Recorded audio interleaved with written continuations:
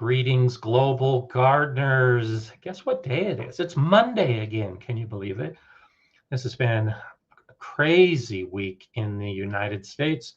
Severe cold temperatures are hitting the entire country. My son down in Louisiana has been prepping his chickens and turkeys for the freeze. I had, for the last 3 days, a high temperature of 14 degrees. That's minus 10 Celsius. The high over a 3-day period was that cold. So I think what we should be doing is thinking about gardening ahead, the warm days ahead, our green gardens ahead. And I'll be talking about this beautiful green garden behind me today as I welcome a guest, the first guest of 2026. Let's go ahead and introduce you to Jay Dixon. Good morning, Jay. Hey, everybody. Now, many of you who have been following along on this channel, on this live stream on Mondays over the last few years, know Jay Dixon. Now you are Ecology Today. And that's just a change that YouTube has affected us with. And so let's talk about our beginning, you and me, Jay, because you've been following this channel. You've been part of these live streams for years. I think almost the very beginning, but I couldn't swear to that. Yes. And so I did a review. I went back to some of my very first episodes, and I was surprised. There are a number of regular followers that were there in the very beginning, and if it wasn't the first one, it was within the first 3. I mean, and I've been doing this, of course, for going on 5 years now. So when I first started the live stream, and it became a little overwhelming keeping track of the questions and everything else, I was looking through the comments, and I noticed that you, from the very beginning, were helping me. Yes. And I recognized that it was more than a help to me. You were really focused on helping the community, all of the viewers, everyone who was asking the questions, because you recognized that I needed a little assistance because everybody's questions were not being answered. So let's talk about that very beginning, when you started recognizing that you could serve a purpose with the comments. And so what drove you to help out others with their gardening questions? Well, first of all, I just want to say hi to everybody. Glad to see you all again in a different format. And one of the things that I felt in getting to know you through your videos first and then eventually your live streams is that I felt that you were someone who had excellent, scientifically based, reliable information for people. And I so valued that for my own personal growth. But eventually, as you chose to create live streams for us, I felt that it was something I really wanted to be part of. I actually felt bad when I missed one because I found the information so valuable, so reliable, so right on the point. And unfortunately, in the world of the internet, those aspects aren't always important to every resource that's out there. And so I did it for my own thing, but I'm a bit of a, how do I put this? Helper. I'm a helper kind of person. And when I saw in the chat that there was no possible way that you could keep up with all the enthusiasm and energy and questions from people, I feel almost like a compulsion, and did back then, to try to help people. And it was kind of helping you, and it was kind of helping them. And I didn't ask any permission. I just started doing it. Well, and I recognize that. And so it's important, I think, for everyone to understand that you and I did not know each other. In fact, this is actually the first time that we're really speaking face to face. Yes. And so as I started researching, because I'm always researching gardening and researching YouTube, and I learned that for a successful live stream, you should have moderators. You should have people behind the scenes alongside you to make sure that the conversation stays on track. And of course, I think you take it to a completely different level, and we'll be talking much more about that. So that's when I reached out to you, and I reached out to Heidi at the same time to help keep everything on track. And so with that thought in mind, what was the first channel that you became a moderator for? You. And now, how many channels do you moderate for? Oh dear. I actually have a list because there are so many, but primarily yours first. And that was where I kind of learned the principles that I felt how I wanted to enhance the chat, I guess is one way to put it. But amongst the channels I'm currently helping is yours, of course, and Bowtie David. He does Bowtie Life in the Garden, and he does pop-up lives, but some planned lives. And Shawnee Grows, primarily pop-up lives. Simplify Gardening, which is Tony O'Neill, which unfortunately he took some time away from the community for a while, but good for him to, He's coming back. kind of rebalance his life, and he's now back for us now. And also Grow Up, which is Danny in Wales. The Ultimate Gardener, who is Emmanuel Arce, and he's a young man who's been kind of growing with us, not just, in the gardening community, but as a person. He was a very young man when he started with this.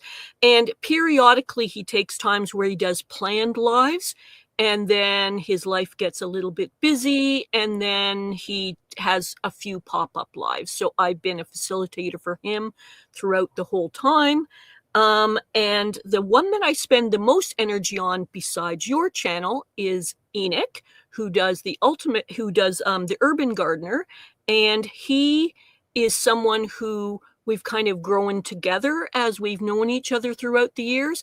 And with him, I am not just doing the types of facilitation and moderation that we're going to talk about, but we've kind of enhanced that over time, so that as his channel has grown, he's kind of taken me with him to do guest appearances, pop-up host appearances, and then planned host appearances, and then backstage production, business planning type stuff. So we've become good friends over the years, but I'm actually kind of helping him in various ways, both as a friend, but also as, you might say, a co-creator within the channel. And as an example, on the 31st of next weekend, on the Saturday, I will be a co-host as we do a community pop-up live. So, yeah. Nice. And so of that list, Shawnee is with us in the chat today, and David is in the chat, and Enoch actually just signed in on the chat as well. And so you've had a huge impact, and it all started with just a simple agreement from you to help me out. And I don't want to say you've necessarily turned it into a cottage industry, but I think you are becoming recognized through that list that you read, and through all of us who are a relatively common denominator of those channels, because all of those are people that I follow. I'll often watch a live stream, but kind of stay in the background, just because I've noted that when I make a comment on a live stream, that often diverts the live stream away from what's happening to me being there. And so I like to keep the focus on the host. But let's talk about how you have built that into more than just a single show, and more than a handful of shows. You are dedicated and you are motivated to help out a number of different channels. And so share with us a little bit about your thought process that led you to developing the concept of being a person that is a facilitator, because officially it's a moderator. Correct. And for people who don't know, if you look at a chat on any live stream and there's that little blue wrench next to the name, that means that they've been given some responsibilities, but also some authority by the host of the show to help keep things on track. So you're moderating the activity, but you taking it to that next level, particularly with Enoch as a facilitator. Why don't you take us down that path that you followed and where you are on that journey. Sure. Before I go into that section, I failed to mention that besides the channels that I've mentioned that I'm currently helping, I used to help about 5 to 7 other channels in the past. So I used to be very, very busy, but for various reasons, things moved on with those various different channels. Some chose not to do live streams. Some, we weren't a good match. But the key thing was that, I had a very big presence regarding this thing that I've quite frankly invented. It technically, a facilitator does not exist through YouTube. I've decided to create that name, and I hope they actually do something with it eventually. But I kind of felt personally that moderation is necessary in many channels and important.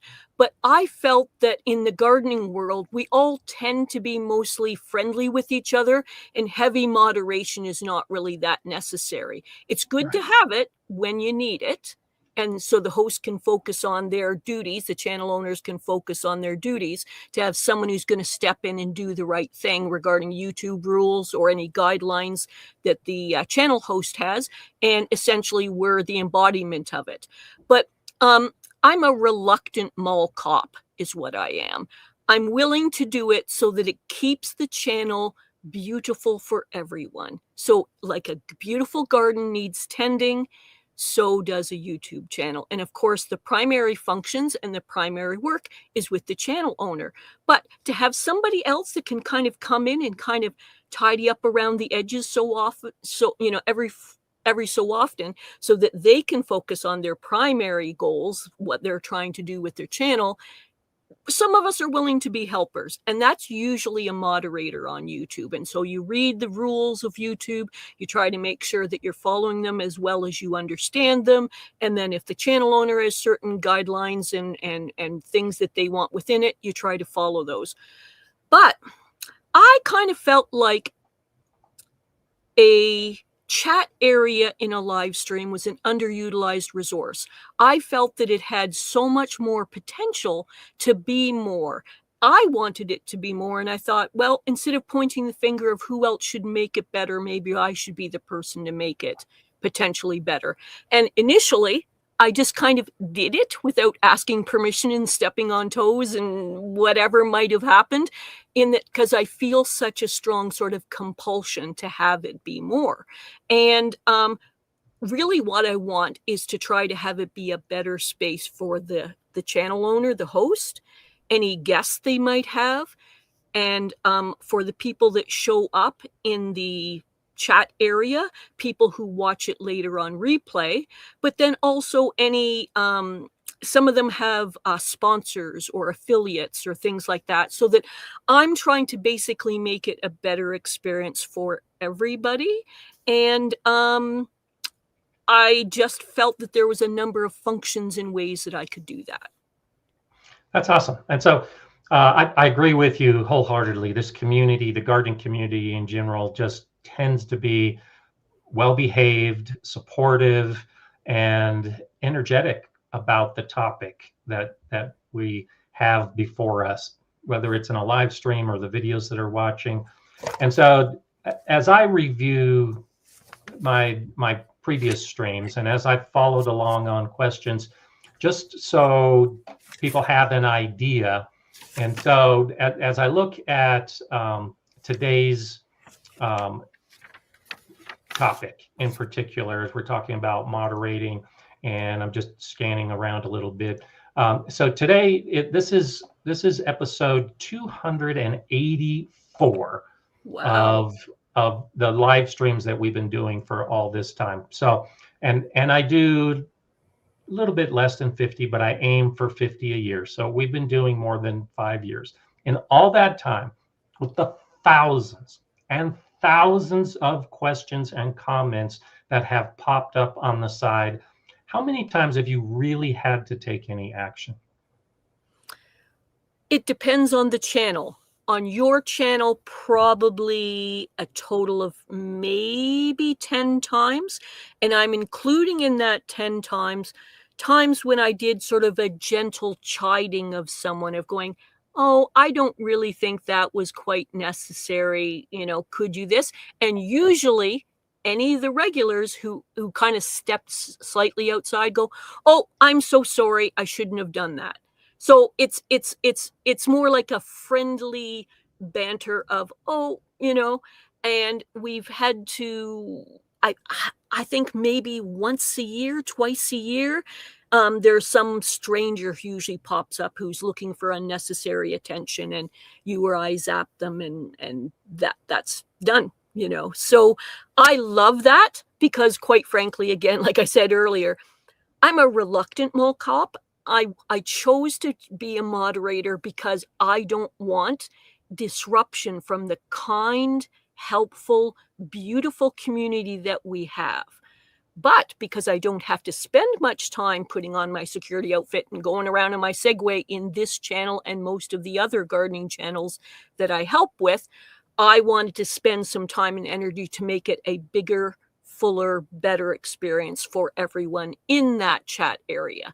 And so I try and keep a pretty active presence. And I'll be honest with you, when we're on, I am fully on. Like, I shut out everything in the world, and I am literally like the 1980s idea of what a hacker is online. Like, I am totally focused, totally on, and the script and the stuff is going by me really, really quickly, and I'm doing my absolute best to try and help everyone in every way that I can. Well, and so one of the things you do, and you're just so incredibly good at it, and I don't see it on any other live stream that I watch, and I'm not even aware that anyone else does it, but you, with that focus, if I'm talking about a subject and a video that I've done in the past, within seconds, you are providing a link to that video, which I'm sure has been helpful to thousands of people over the year who then either in the replay or maybe right then actually did go to that video to find out more about that topic. So what motivated you the first time, and what continues to motivate you when I happen to mention that I've got a video about garlic, and then you find the 6 different garlic videos that I've created and put a link to each one of them? Okay, I'm going to back you up just a little bit. For people to understand what I'm doing, and this is not brain surgery, this is not rocket science, but I do think it needs to be a person. If anyone wants to clone me and start doing this kind of thing, it does require a certain type of I think brain chemistry or focus, so that not everybody would necessarily be comfortable with it. But it's not like a 1 in a million thing. It's more like maybe 1 in 100 people. And the one thing that I am able to do, and I don't know why, it's just a function of my brain, is when I'm watching a live stream and the chat, and in Enoch's case, I'm also doing backstage stuff, I can attend to 3 to 5 things at every living second. I can see things, hear things, and read things all on different channels, you might say, and take them in. Am I taking them in at 100%? No, when I was younger, it used to be a lot more. However, I too take it in to a fairly good degree. And when I'm taking in, when a show is going on, I'm taking in those 3 to 5 things, and I am sorting them by priority in my brain.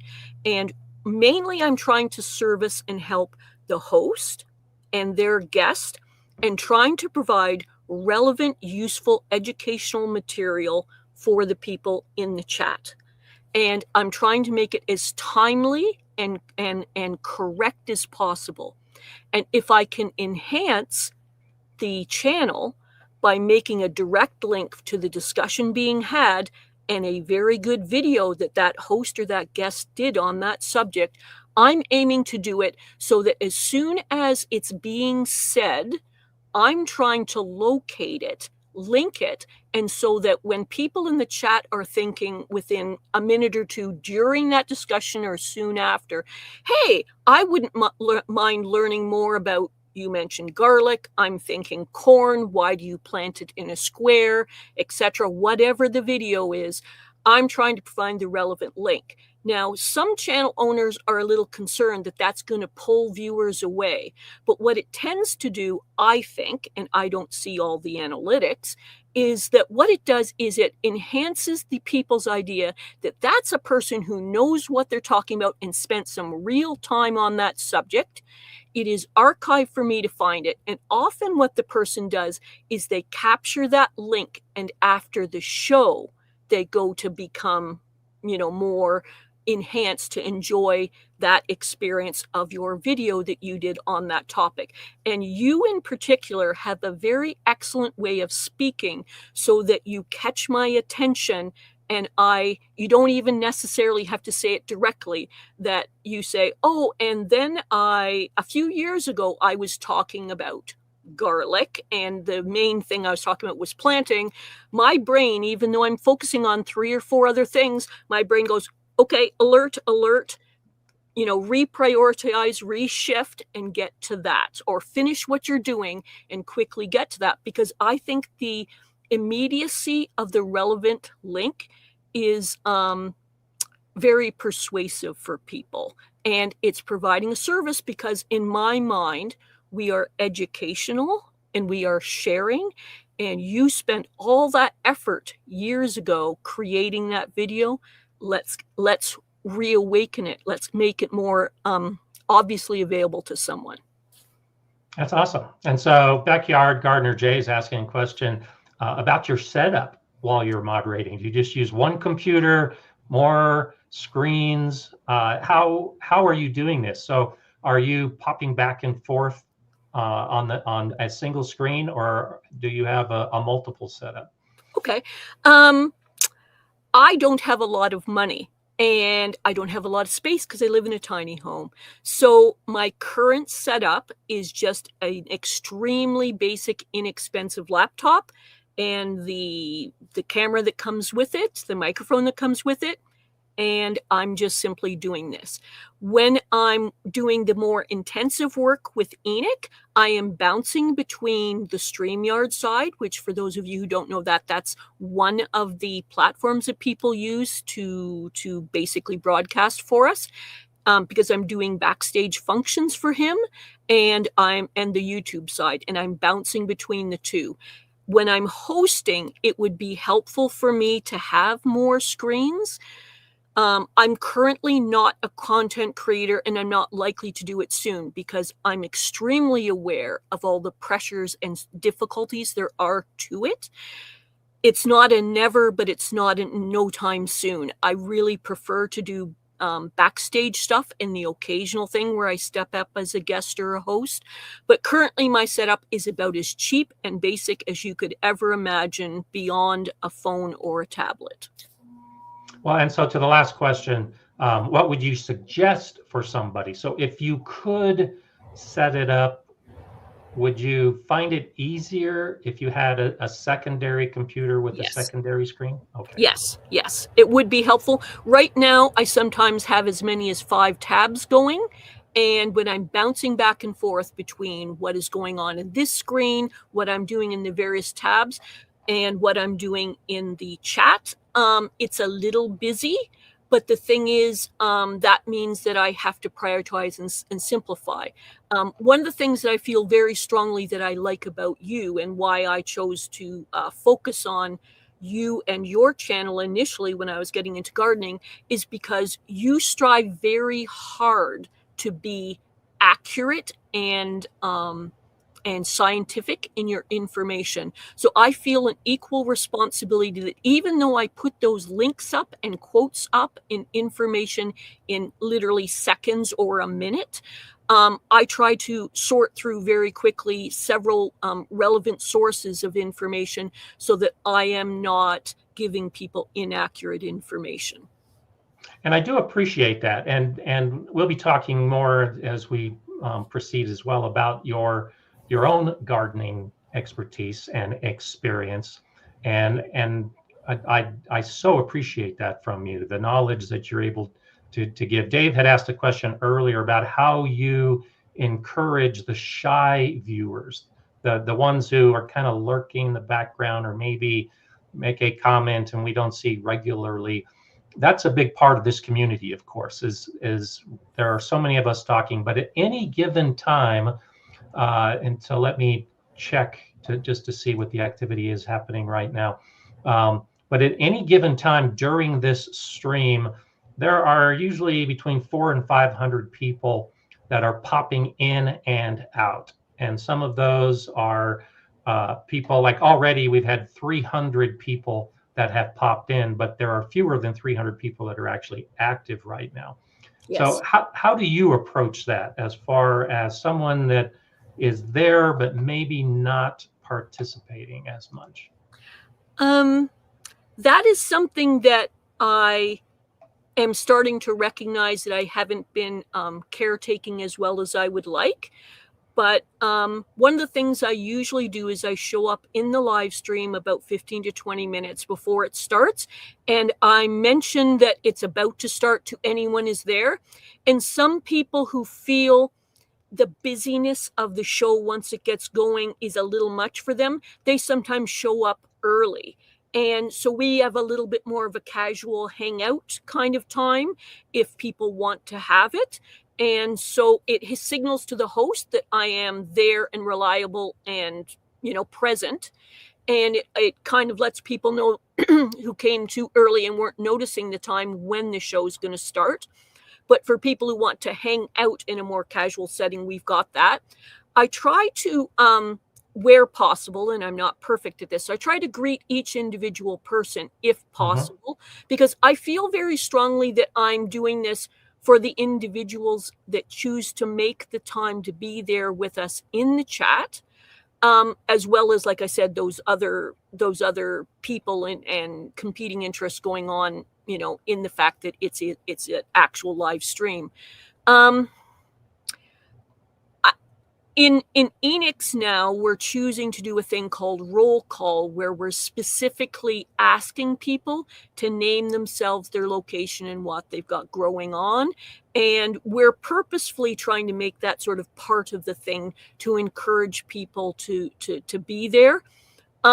That's the thing about live streams, is not everyone can dedicate the 90 minutes, 2 hours, right, whatever of their time.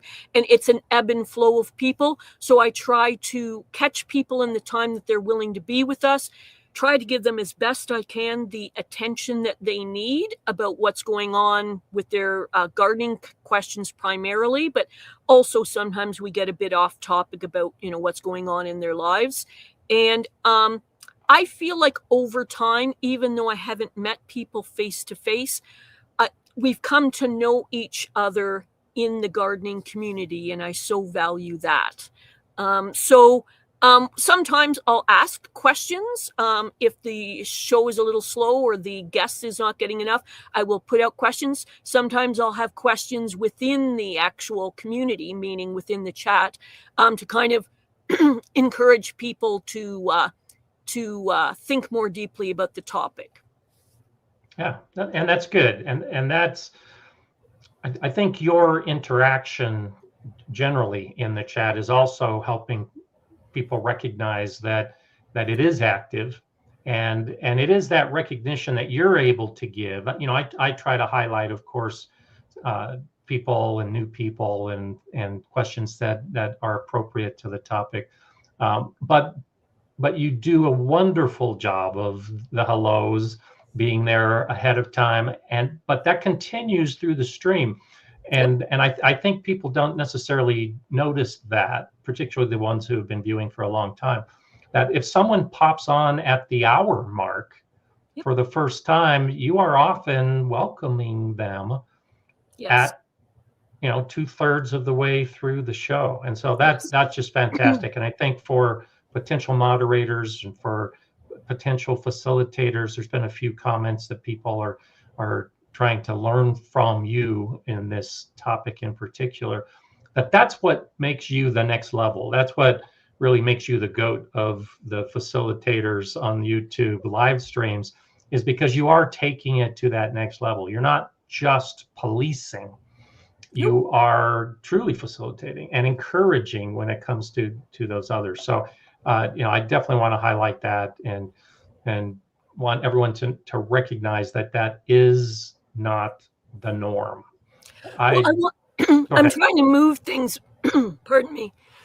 I'm trying to move things beyond being a passive show that you're watching, but rather an interactive community in which you are involved. Yes, I appreciate that. And so just to put it in context. So McCalls is asking or saying Gardner Scott has an awesome responsibility to answer questions we post to videos beyond the live streams. Do moderators help answer these questions as well? And so I spend the beginning morning every day answering questions to all of the videos that I've been doing over the last 12 to 14 years. And no, I do all that on my own. So I've never asked a moderator to answer any of my own questions outside of the live stream.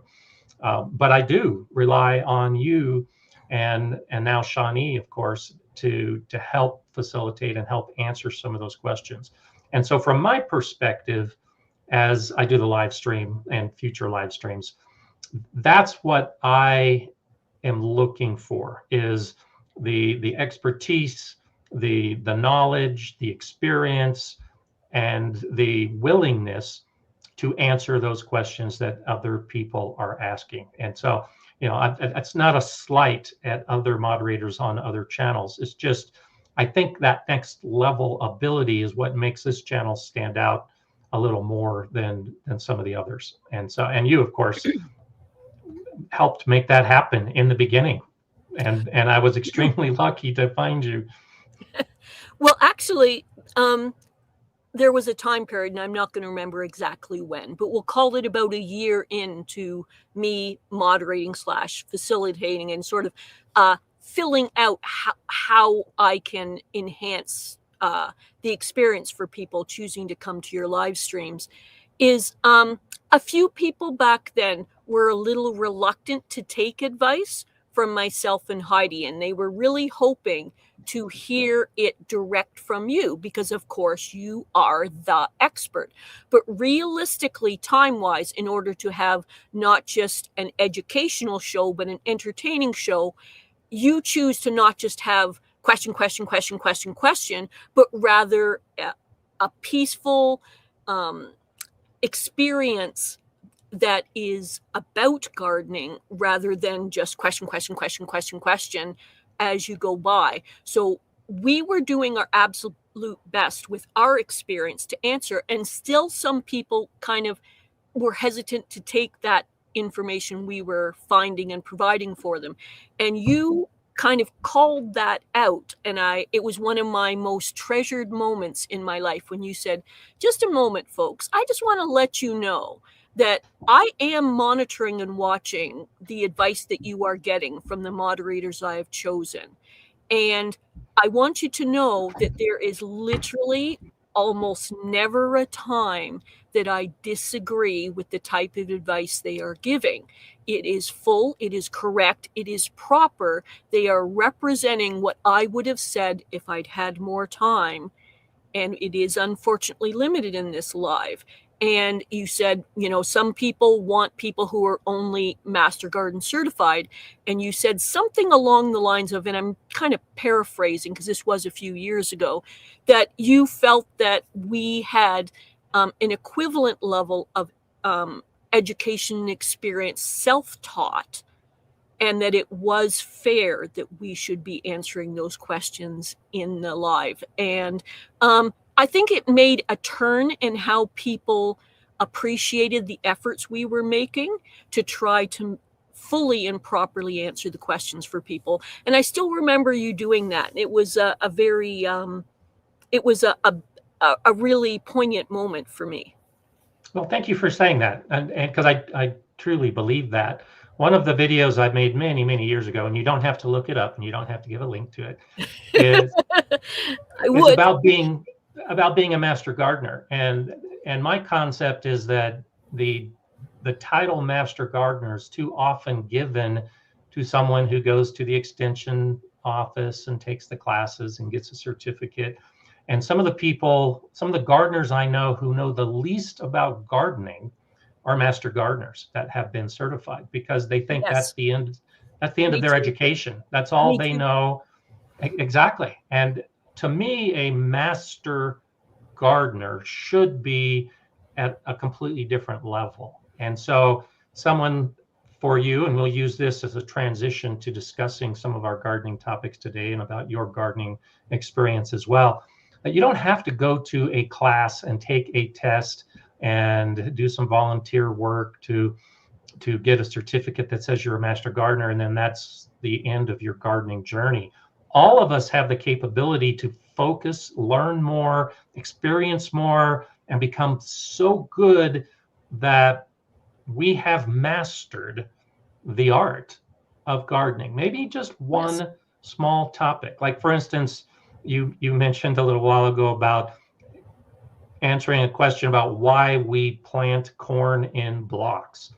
Well, that's one of those things that a lot of people don't understand, how different plants are pollinated. And some, are insect, but some are wind pollinated, like corn. And that's why we plant them in blocks. So I think that way. I don't know if I learned that in the Master Gardener program or not. It doesn't matter. That's an example of how we can take our knowledge to another level without the need for certification. And Yes. so you obviously have that knowledge and are willing to share it. And so let's talk about your garden now. And in the background behind me is your garden. This is a picture that you took not in the last week because you're buried under snow. So why don't you tell everybody where you're from and what your gardening environment is like? Okay. I'm just going to make a comment on your earlier thing. I basically view learning as a lifelong experience. And to me, there's learning opportunities coming to you at all times. And if you're interested in a subject, especially with the way things are with the internet and YouTube now, you have the potential to become, in your own realm, any level of expertise you want. And certification through things like master gardening and stuff is certainly one path to do it, but it's not the only path. So if that's not available to you or not of interest to you, within your capabilities, there is so many learning experiences available to you, and they come at you in all kinds of ways in life besides the things that I've just mentioned. So behind you is actually my garden, and this is my main garden. I do garden in other places in other ways. That is in our garden plots. We have where I live in Huron County, southwestern Ontario, Canada, and the main thing that affects us weather-wise is that we are about 10 kilometers away from Lake Huron, which is a very large body of water, and it affects us all year round in different ways. And that's one of the reasons why my garden is under 2 feet of snow right now, is Lake Huron is not fully frozen over, so it's moisture is picked up by the weather, of which right now is pretty heavily wintered for us. This is about the midway through our winter. That moisture is picked up and it is dumped on us in the form of snow. So we are heavily affected by all that. So that's how it affects us in the winter. And it also affects us in the summer in terms of things like wind and precipitation and how moist the air is and all the kinds of things that if you want to more than dabble into gardening, you want to start paying attention to. So that's a whole, if you were to look up microclimates and the lake effect, that is exactly what you are experiencing in your garden throughout the year. And that's why in my signature of when I kind of introduce myself on most channels, I put it there because the people who, care about geography / how that affects gardening, I'm trying to signal to them what is my primary experience. Although I try to relate and know more about things that are happening elsewhere, that is my primary expertise, is that kind of condition. And that garden behind you, where I live, is a tiny home village. And we have 43 community garden plots. And the garden plot behind you is my own. I've had it for I'm not quite sure. We'll call it between 23 and 26 years. It did not always look like that. Anyone who's a gardener knows that unless you've got tons of money and time, it doesn't start out looking like the end product that a lot of people expect. So that's what it's grown to. And it's probably going to pretty much stabilize at that kind of look, although I'm going to be rebuilding and creating some raised beds for that. Our spots are 10 by 20 feet, so they are small. So you have to consider different things like small space gardening technique. So you're looking at knowing when your frost dates are, what plants you can put in early in the season, late in the season, successive sowing. You can see I have a number of different trellises in there. That's so that the small space gardening, that things can climb up. You can see I actually have some sort of shoulder type banister things hanging on there. Those are also containers that are kind of growing on the edge of my plot. And I think of it as sort of like a cornucopia of plants when it's at its best, of stuff just spilling out. And I do not follow the seed packets. I look at them as a guideline and my experience and knowledge I've obtained from different sources. And I plant extremely intensely because I'm plant greedy and I have a small space to work with. And part of the reason I'm plant greedy is because I want garden products for not just me, but to share out in the community. So there's Mala trying to say hi to us. That's right. So one of the things I do is I share around different produce with the gardeners that kind of come around, or the passersby who walk through.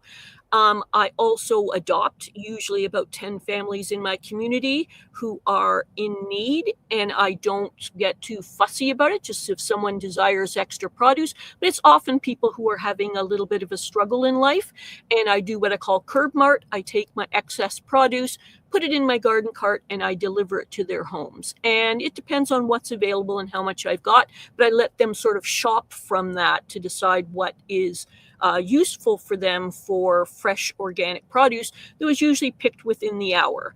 And most of them have not experienced that. So they're actually pretty amazed at the difference in the taste when it's so fresh like that.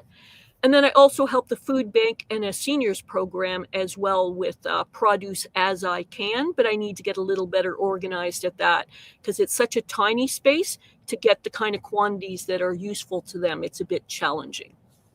That's incredible. So, we talked a little bit before the show, and some of what you shared with me and what you just shared.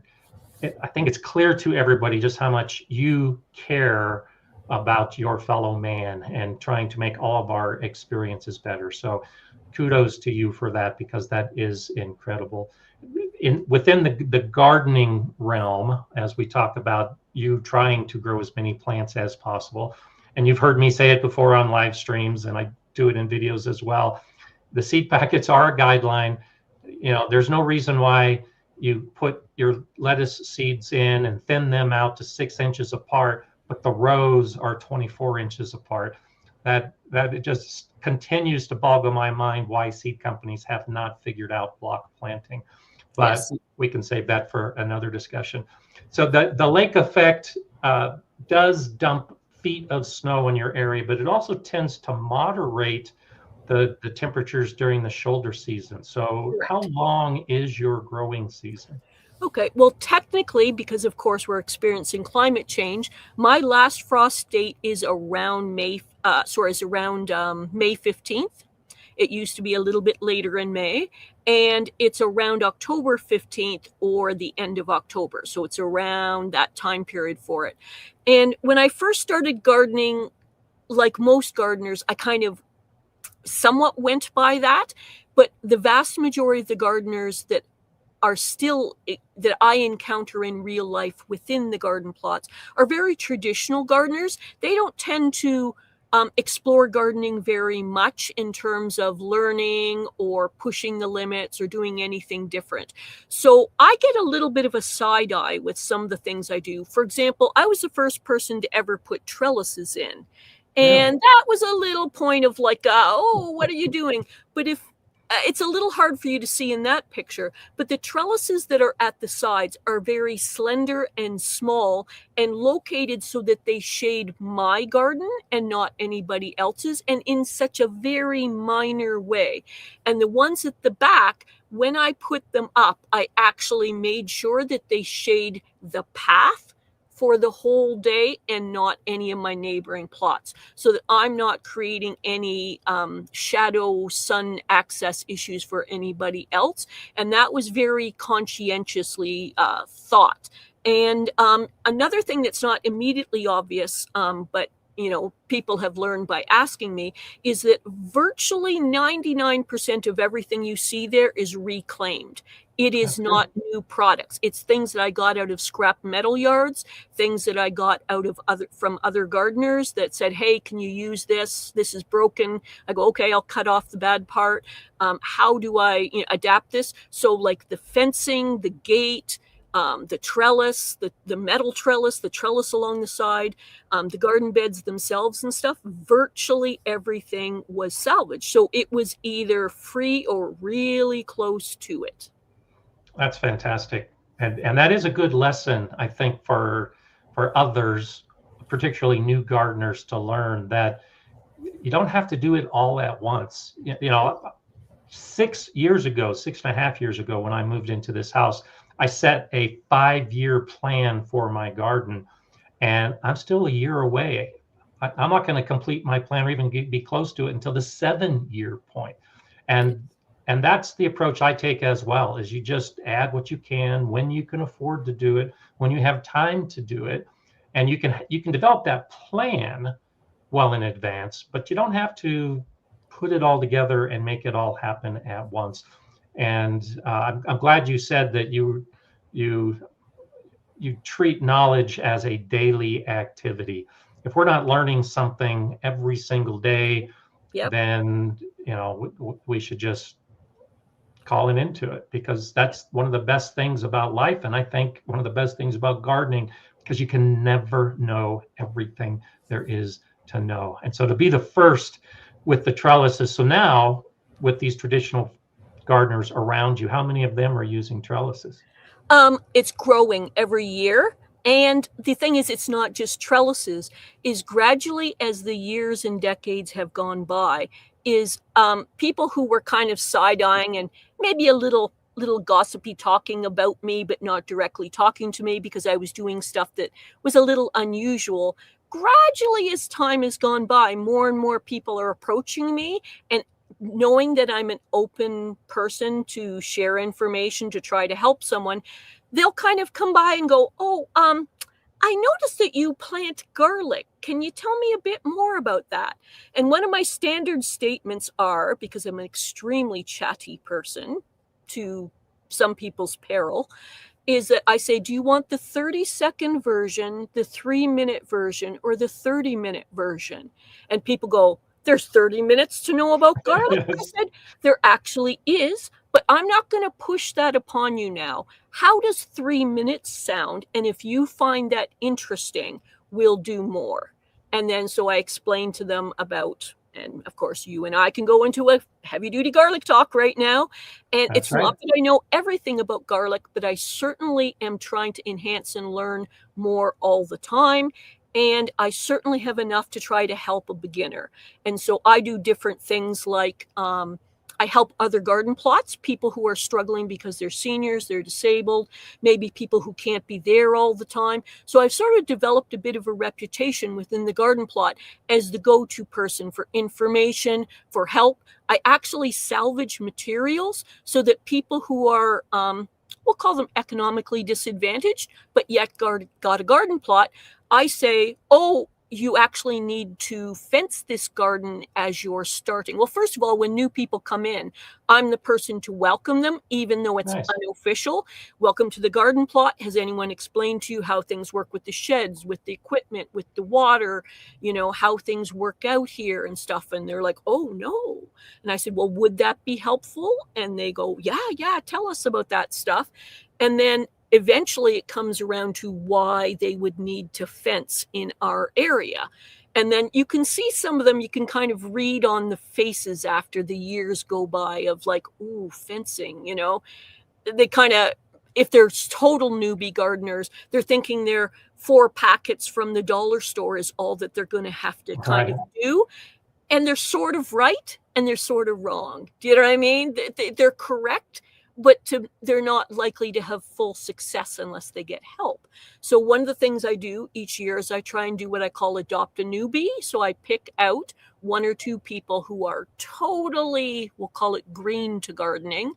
And with their permission is I kind of handhold them through the process for that first 2 years of what it's going to take to get a success. So I'm doing things like giving them seeds for free, helping them prepare the garden plot so that it is healthy and correct, how to get the weeds out, how to tell weeds from plants, providing, if they're low income, I'm providing temporary, not beautiful fencing, but adequate enough fencing until they decide if it's a high enough priority to actually get fancier fencing than the basic stuff I provide for them and stuff. So I do those kinds of things for people.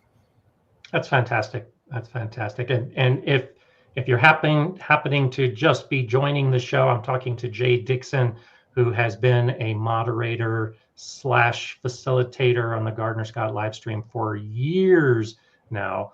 And we've talked about that already in the show. And now we're transitioning so that you all can see just how experienced Jay is with gardening. And I think what we're all learning is just how helpful you are with Yes. the gardeners around you and the people around you, more so than those of us who are lucky to meet up with you every Monday. Let's go ahead and Dave's had this question pop up. What's one of the gardening myths that you wish would finally disappear? I'll let you go first. Host first. Yeah, so for me, it's eggshells. Eggshells is just the thing that every time I see it, and I'm putting together another AI in the garden video, and I'll actually be giving a discussion with the Master Gardener group about using AI in gardening. And artificial intelligence thinks putting eggshells in your garden is going to be beneficial to all of your plants. And so this is just one of those things I wish would finally disappear, because you're wasting your time, and too many gardeners think that it's a fix to blossom end rot, to the size and taste of your peppers, to, it just, there's so much faulty information about eggshells in your garden that's at the top of my list. Okay. I'm going to go back to what I was talking about with newbie gardeners, is that there seems to be a very simplified idea. I call it the Disney myth. Okay. Although, sorry, Dave, I know you love Disney. The Disney myth that everything is sunshine and roses and birds in the sky, and you have to make hardly an effort, and gardening will look beautiful. Your garden will be fantastic with minimal effort and stuff. And to some degree, that is kind of right. But one of the problems I have in trying to help newbie gardeners is they think if they just have a couple packets of seed, put them in whatever way they think is about right, and minimal input of preparing the soil, amending the soil. They don't generally do most of those kind of things. They don't even really get rid of the weeds properly. They don't protect their crops. There's a number of issues that they don't understand, that by oversimplifying the process and not learning before they go in, how they're basically making it that their success is so unlikely. And Right. It's one of the reasons why I do what I call adopt a newbie, is because I try to put it in a paced way to understand that gardening is both simple and complex. And I try to provide the information and the help they need so that they're more likely to succeed. Now, I'm not going to be able to pull this up right now, but I remember reading a study, and I can't remember the source right now, but it was something like first-year gardeners, about 70% do not stay on to the second year. Yeah. And I felt hurt, like emotionally hurt. And, garden-wise hurt by that thing is all the energy and enthusiasm those people started with and yet didn't continue on in the hobby. Now, here's the thing, is gardening isn't necessarily for everyone, especially when you start to discover that it isn't all magical butterflies out there caring for your garden while you're off doing something else. But it is with a managed pace and someone to kind of help you through it. It is a very, how do I put this? Gardening has so many positive aspects to it that I hate the idea that someone who went in eager didn't get the support they needed to continue on in gardening. And that's why I do this for about 2 years, is because I'm kind of letting go the handhold in the second year, but I'm still there for the email or, oh, I forgot to buy such and such seeds. I said, I'll be by your place in an hour with those seeds so you can plant them today. Oh, how will I plant those seeds? Do they have to be deep? Do I have to do this? Is this the right time to plant those? Etc., etc. Yeah, I'll let you know, Oh, no, this isn't quite the right time. We'll write on the packet that it's going to be this month that you put them in, but here's some other seeds that actually are for now, etc. Because I want gardeners to feel enough support in their success that they are happy and go on into the years and decades like many of us. And that I agree with everything you just said, and I encourage others to do exactly what you're doing. And you don't have to be an expert. You don't have to be a master gardener. If you've been gardening for 3 years, you now have the ability to take that first year gardener under your wing and help them reach the 3-year point, because you're a 3-year gardener, which, like you said, the vast majority of people that start gardening never make it to the 3rd year. And so all of us should recognize that we are experts because we have experienced things that others have not, and we can share those experiences, and we can help build the gardening community around the world. You don't have to be a Gardener Scott with a channel and hundreds of thousands of subscribers. You can just be somebody in a neighborhood, in a plot, that is helping others out. Now, I do want to give a shout out to Outlier Gardener. Thank you so much for that support. Saying, we love Jay. It's such a treat. She's a guest today. So thank you for your support, of course. And there's a lot of those you can watch in replay, Jay, so you can see all the nice things that are being said about you. Hooray. as we proceed. And Steve, the farmer, is a new member of the Gardener Scout community.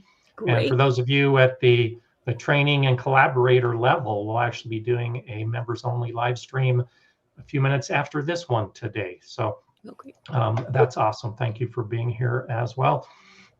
And so it's the impact. I was going to say it's the impact that you have that I think is important. And so go ahead. What were you just going to say? One of the things I just wanted to say, because we were mentioning expertise, is I've had sort of an itch to be interested and involved in gardening, at various phases of my life. And even when I was like a young teenager, I had different experiences to basically, I was the assistant manager on a market garden farm for a while. And so I hired the other people and arranged for the harvested and set up the roadside stand and managed that and the money, even as a young person. And I've ebbed and flowed in and out of gardening to a more serious level than most ordinary people might. Although I'm I'm sort of an expert in very specific areas. Yeah. And one of the things I did because I found a need was I ran a landscaping business for a number of years. And I was just a sole proprietor, and I chose to do that in a very ecologically responsible way, in which I did it either by hand or electrical equipment, and did that to sort of enhance and improve my community and help support individuals in that community. And I also was an assistant manager of an urban farm project, so that we had community shared, agriculture and packets, that we would send out, and we would train immigrants and young people to how to rebuild the land, how to grow. And we did farmers markets. I think we did 6 a week. So then we had a presence out there, and we started building a network with the local chefs, because we could basically tailor what we grew to the types of things they wanted to offer in the fancier restaurants and provide that for them.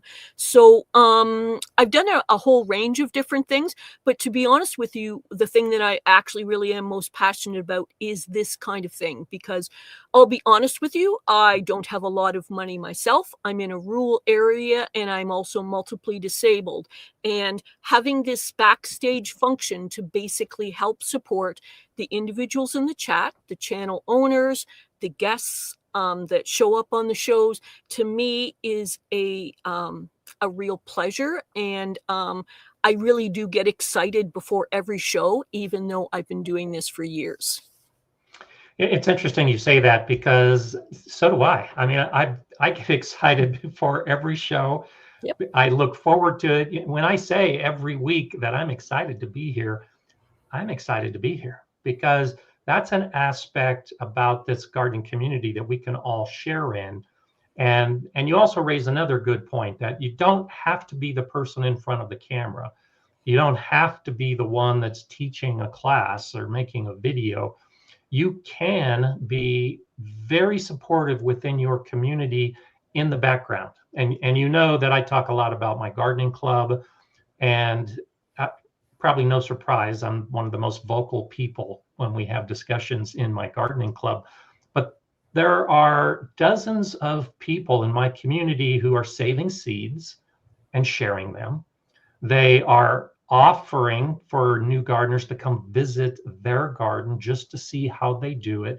They're not flashy. They're not trying to promote themselves. They're just helping out a fellow gardener. And all of us have that capability. And Yes. and almost all of us have the ability to be able to do that as well. And so I'm glad that you've shared this with us today. I hope it does encourage some others to maybe try to do some more behind the scenes support of their fellow gardeners. It doesn't have to be on YouTube. It doesn't have to be anything like that, but there is always a way that we can help out another. And that's why I love the gardening community. Well, relating to that, but not exactly the same subject, is as I started, through the years, filling out more what I felt I wanted to do in my functions when I'm facilitating in the live chat, eventually it got so busy, because we started encouraging so much more interaction within the participants in the live chat, that we couldn't keep up anymore. And many of the people who arrived showed up with a burning question they had about a very specific aspect of gardening. And sometimes they'd waited a day, a week, or whatever to try and get that answer, and they really wanted it. And Gardener Scott can only answer so much in the time of the show. Myself and Heidi was a previous moderator, and she was beautiful in how she handled herself and answered questions. But we actually ran out of capacity to answer. So what I started doing was paying a lot more attention to the channel owners who would show up. So other gardening creators, often smaller channels, but sometimes bigger, would show up in our live chats. And so I would start to notice them and give them attention. And what I was trying to do in recognition of something you had mentioned a few years ago about how you like to support other garden channels, the small creators, and for me, it's facilitation in them being more noticed and getting more attention from people, more support.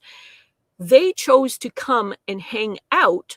And in the hanging out and showing up for us, they were knowledgeable and experienced and were able to answer the gardening questions.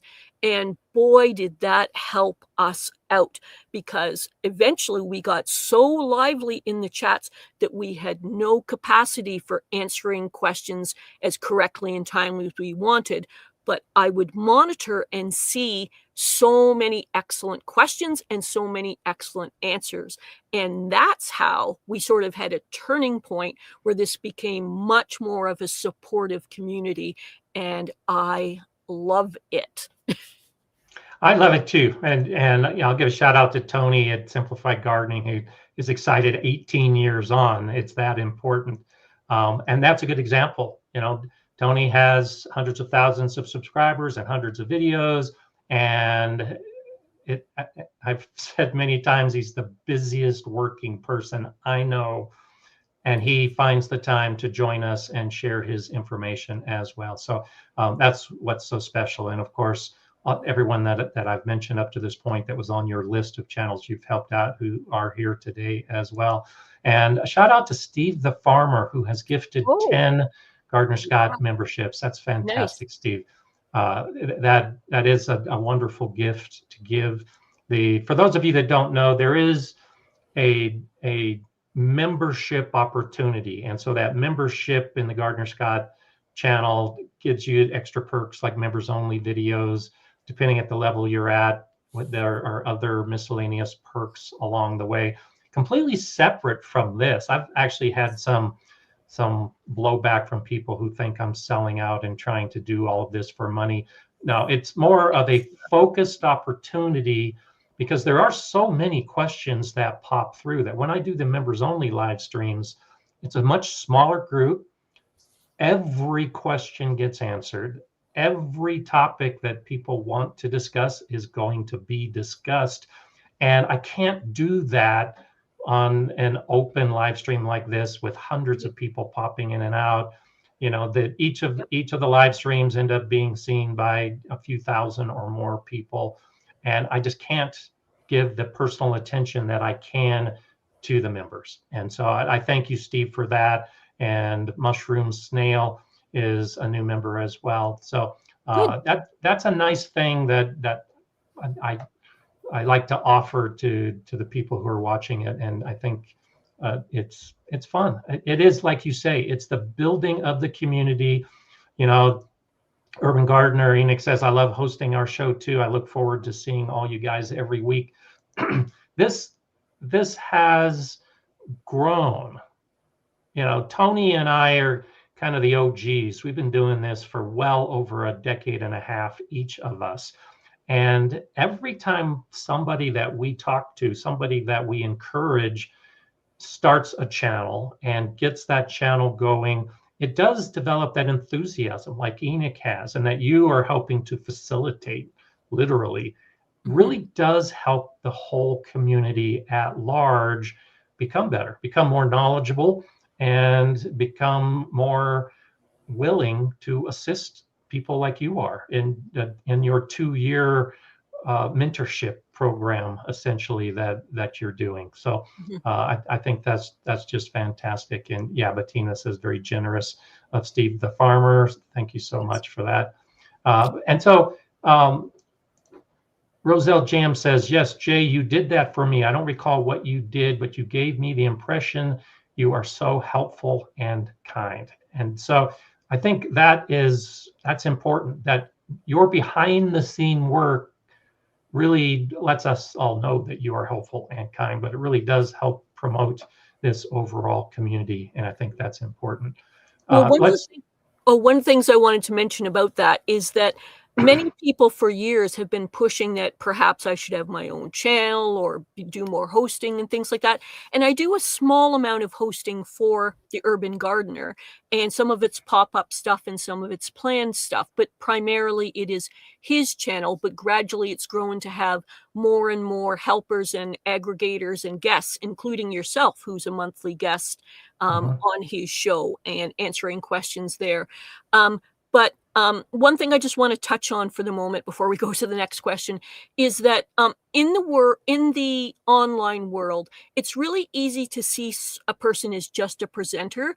But I want to kind of understand, for some of you to consider, is that behind the scenes, these channel owners have their own lives of things going on, of like issues going on with their health, issues going on with their mental health, things going on with job struggles, money troubles, family stuff going on. So the kindness and gentleness that is mostly happening in the garden community, I really like that is what our community mainly is. And I like to see that people stay that way, because although someone's presenting themselves as professionally and nicely as they can for you online, sometimes it weakens and wobbles for a while because they have their own personal struggles. And they may not choose to make that public to you, but to have some awareness that we're all human beings doing our best to try to help each other. And one of the things I really like about the gardening community is I feel like I am trying to, in that moment, help an individual in that chat, but also trying to facilitate the kind of helping, growing, developing community that we can be, so that we're all better people for it over time. Yes, thank you for saying that. And it's so true. There are a number of big channels that have done videos recently talking about the burnout. I talked about burnout last year. I backed away from doing a lot of videos because of the challenges, because we all have lives. Tony's recent video was talking about why he took so much time off and is now starting to get back into it. And you're exactly right. We can be gone for 6 months and then pop up again, and the support is just overwhelming when we, the face and the voice of so many things, are back. Mm-hmm. And I think it is important, as you highlight, that all of us are experiencing that, not just the big YouTubers, but everybody has those days where they just don't feel like going out into the garden today because of some horrendous thing that happened in their life. And the support of a fellow gardener is going to be there. That's what's so incredible about this community. And not the YouTube community. I'm talking about the global gardening community, that we are all willing to support our fellow man. It's so incredible that we can do that, and I thank you for that. And so let's tie in a little bit. Dave is asking, what does community service look like in the gardening world? And to me, it's as simple as the one-to-one interaction. You can volunteer with your church, you can volunteer with civic organizations, you can join a garden club, and my garden club does a plant sale every year. All of us within the club grow extra plants so we can sell. The money we make at our garden club plant sale, we then donate to different organizations at the end of the year. That's one way to look at community service. But I just look at it as being a nice person and sharing your time. I, probably no surprise, often get recognized in the store, and people will say, "Are you Gardener Scott?" Or they know it's me because I'll say, "Come up and talk to me." And they'll come up and say, "Hi, Gardener Scott." And they'll tell me their story. And I always stop and listen and have a conversation. That to me is what all of us can do to help our community, is just a one-on-one interaction with another person. Yeah. I'm going to sort of expand on that about my ideas about that.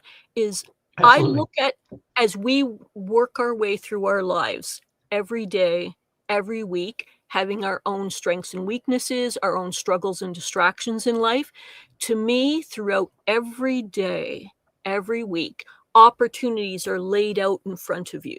Whether you recognize them or not, whether you choose to pay attention to them or not, there are opportunities in there for you to show caring, show gentleness, share information, show gardening, produce, share information, share actual materials like fencing. Like, people say, because I live in a tiny house, how do you even have fencing for other people? I go, well, when someone's got spare fencing, even if it's small sections, I say, please, are you going to throw that out? No. Oh, no, it has a use. And then I wind it up really small and have a spot where I put it. And sometimes it sits there for 6 months or a year until another newbie gardener comes along and goes, oh, fencing's going to cost me like at least $70. And I go, oh, it's not going to cost you that today. Do you mind if it's a bit of patchwork fencing? Because I can be back in half an hour with the fencing that will probably take care of this. And they're like, what? And I guess what I'm trying to say is we could list out opportunities for you, but what I'm saying is opportunities will appear for you if Yes. you choose to notice and look for them. And so, for example, when someone is talking about the struggles that the local seniors dinner is having because of costs going up in order for them to have local organic or fresh food, you go, oh, yeah. I'm still figuring out how I'm going to use my garden space. If I was more efficient, if I did successive sowing, if I went vertical, if I planted very intensely, the space that I already have, could I in some way be efficient enough to at least offer to enhance, say, salads for 20 people one time this year with the seniors dinner? When you overhear someone saying, oh, the food bank, the numbers are higher than they've ever been, you say, oh, well, I'm really excellent at growing, fill in the blank, whatever is your specialty that you're magical at gardening, celery, cucumbers, whatever the thing is you're really good at, is approach the local food bank and say, hey, how would I donate local produce for you? Do you need a certain quantity, or is even the small amount that I can make of, say, 3 pounds of green beans, is that of use to you? How can I do that for you? So what I'm saying is we could give you a whole list, and you could choose if you want after the show to look up, what local places you might want to give. There's seed bank libraries, okay? Your local Yeah. library, there's seed libraries. If there isn't one, you can try to be one of the ones to try to get something like that started. There are organizations that share seeds that are for winter sowing so that they will have, more localized seeds growing in your area. Maybe your local garden, like ours, had no flowers. And they were like, why are you bothered by the fact that there's no flowers in our gardens here? I go, no flowers is sort of no produce, Mhm. oversimplified, but kind Yeah. of the case. And I went, yeah, I'm planting flowers in planters, and so should you, at least a few, because those pollinators are what's going to give us our produce in a few months. And they're like, what? And there was a disconnect from that. So what I'm saying is, even overheard conversations, something you read in the media, something you see in your local Facebook page, I'm saying I don't have to tell you where to put your time and energy, but things will fall in front of you and you go, oh, do I have a connection, a resource, a skill, something available to help with that? Do I feel motivated to make that better for an individual, a small community group, or maybe your neighbor? Absolutely. Absolutely. And you're exactly right. Just making yourself aware suddenly opens up the doors that were always there that you didn't happen to notice. And you just step through one of those doors. Before you know it, you've got new gardener friends. You're helping out your community.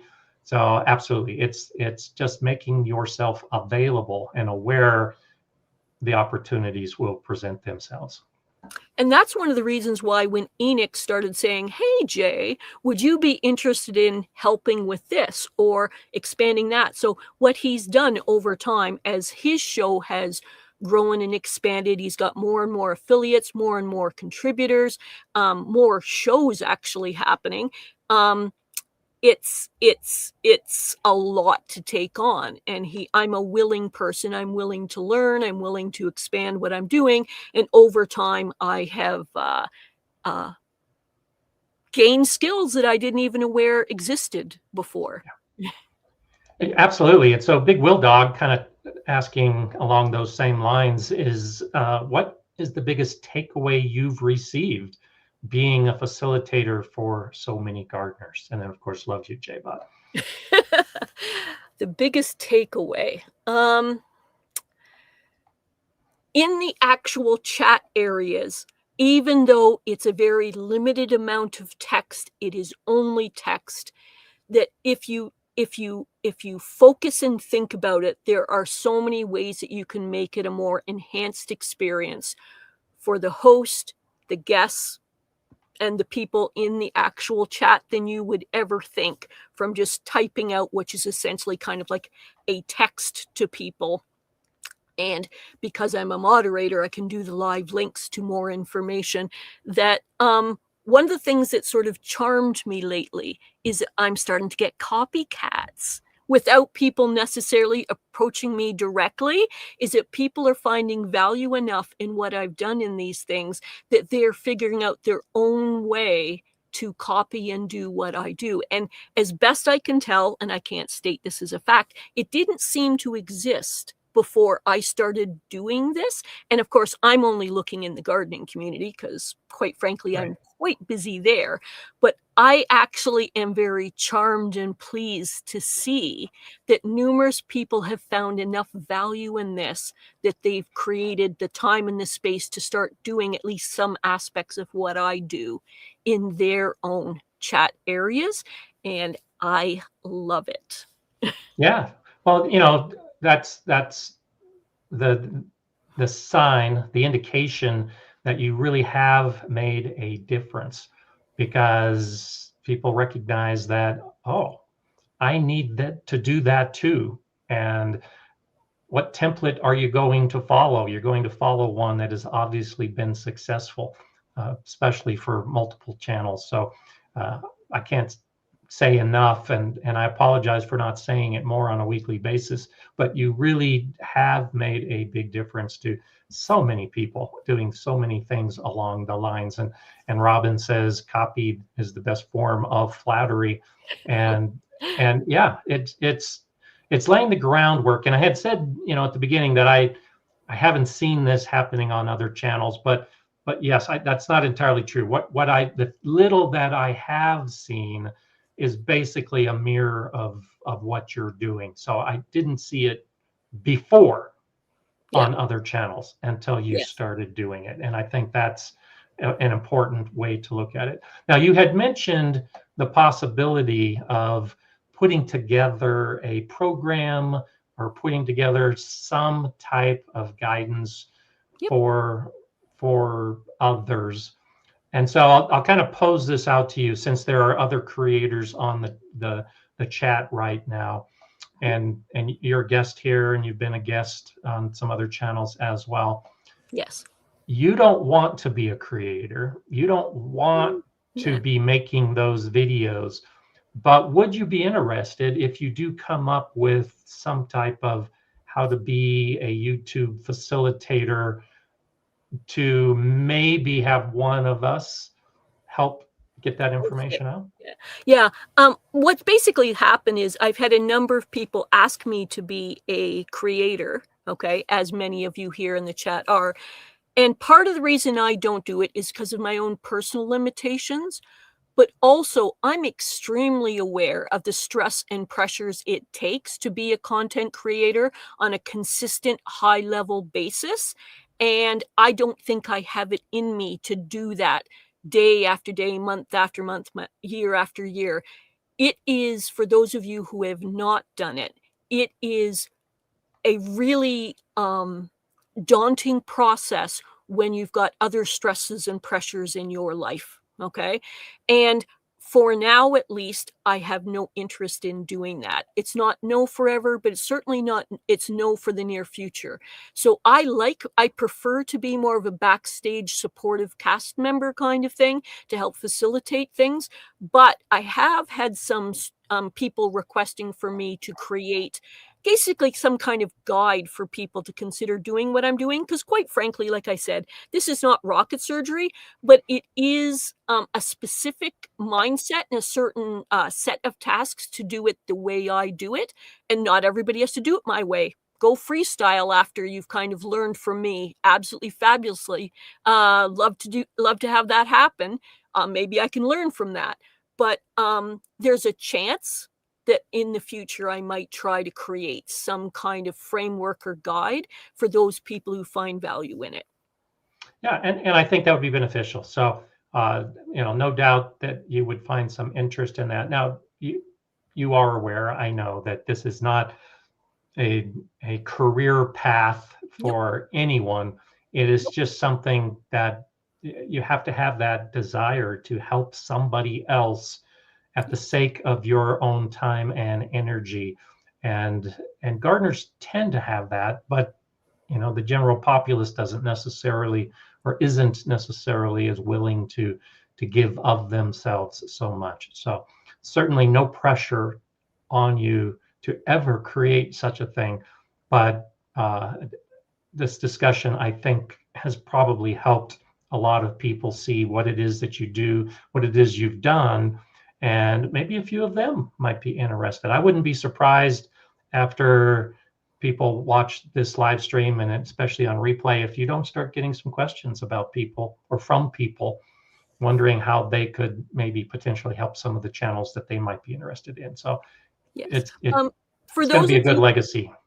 For those of you that haven't experienced this, like maybe you're new to this channel or haven't been here as much, I really think as a channel creator, it really enhances and enlivens your chat so that the individuals who choose to come here, to make the time, to pay the attention, to be here for you, for your channel, to enhance their own learning experience, I really think it helps them as individuals and also helps the community, and it also helps the channel owner. And it's been so successful that we struggle to keep up with how lively and engaged the community is. What a problem to have. Yeah. What a terrible problem to actually have a better community because more people are getting involved. Yes. That's good. So as we near the end of our time, and we've been talking about this continually. I'm guessing what it is you're going to say before I even ask the question. Sure. But what is your final thought as a gardener, but also as a facilitator who is helping to keep this conversation going? I'm going to go back to the comment I made earlier.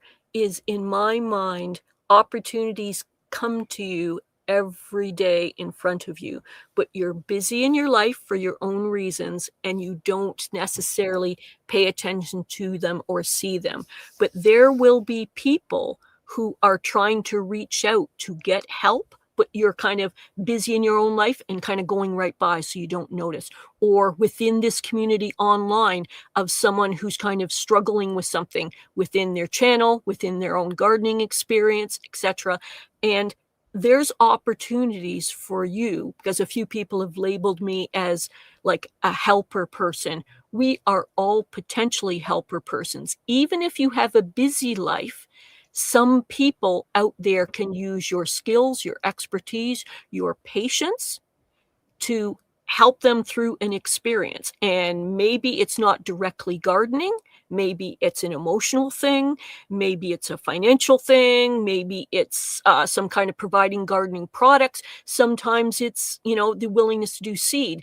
But you don't know who's going through a really personal struggle. And if you can give a little bit of a hand to someone, how much it might mean to that person when they're going through a really tough time. And it's within all of you to help that community group, that individual. And maybe this isn't the right time. So you say to that person, hey, I'd love to help you with seeds. Super busy this week, but I will get back to you next week with some seeds and a little bit of talk about this. So I'm just saying that all of us have it within ourselves to help an individual or to be a helper within the community. You just have to open your eyes for when those opportunities appear in front of you and figure out if it's going to be a good fit for you to do that. Absolutely. Absolutely. And well said. And Big Will Dog says this woman doesn't do this for monetary reasons. She does it all out of genuine love, love for life, love for people, and love for the community. And I think, and I've done a few videos about this. And again, you don't have to look them up and give a link, but that's how I define a gardener. A gardener isn't someone who puts a seed in the ground and hopes for it to grow. A gardener really does look at life differently and look at people differently and look at their community differently.